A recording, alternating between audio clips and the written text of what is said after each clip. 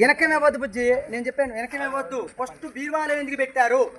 నువ్వు భోజనానికి వెళ్తా అని చెప్పి బీరువాలో పెట్టిండు బుజ్జి. భోజనాన్ని బీరువాలో పెట్టించుండు, అసిస్టెంట్తో బీరువాలో పెట్టించుండు. నువ్వు తర్వాత అంటే మాట్లాడటానికేగా, సీక్రెట్గా మాట్లాడటానికేగా. నీ జాబు ఉంది, సీక్రెట్గా మాట్లాడదాం, సీక్రెట్గా మాట్లాడి సెట్ చేద్దాం అని చెప్పి ముందు బీరువాలో పెట్టించుండు. బీరువాలో పెట్టించి మళ్ళీ వచ్చిన తర్వాత జనాలు ఉన్నారు, నువ్వు ఇప్పుడు రావద్దు, నువ్వు ఎందుకు వచ్చినవాడు? వచ్చిన వాడు అందరి ముందు కొట్టిండు. లేదు ఇది పేపర్లో నెల రోజులకు ఒకసారి పడుతూనే ఉంది. ఎంఆర్ఓ గారు కరెక్ట్గా ఉండో లేదో తెలియదు, కానీ 20 రోజులకు ఒకసారి కంప్లీట్ ఎంఆర్ఓ ఆఫీస్ చేయి తడిపితేనే, అది కూడా ట్యాంక్తో తడిపితే, మరి వాటాతో చెంబులతో తడిస్తే కాదు.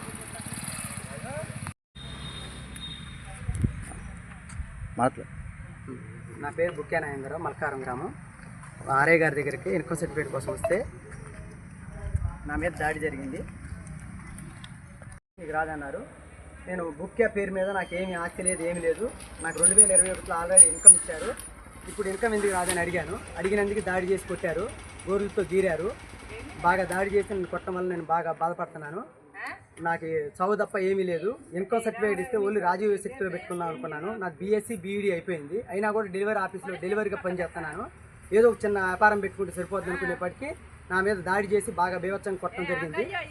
ఎవరు అయినా నాకు తమకు సరైన న్యాయం చేయగలరని కోరుతున్నాను.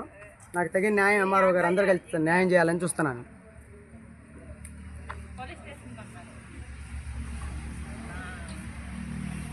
ఒక శక్తి కోసం వచ్చిన, నాకు వెనకమే ఉంది సార్ అన్న. బీరువాలో పెట్టి తర్వాత రా మధ్యాహ్నానికి వచ్చా. వచ్చిన తర్వాత నేను రిజెక్ట్ చేశాను, నువ్వు వెళ్ళిపో, నీకు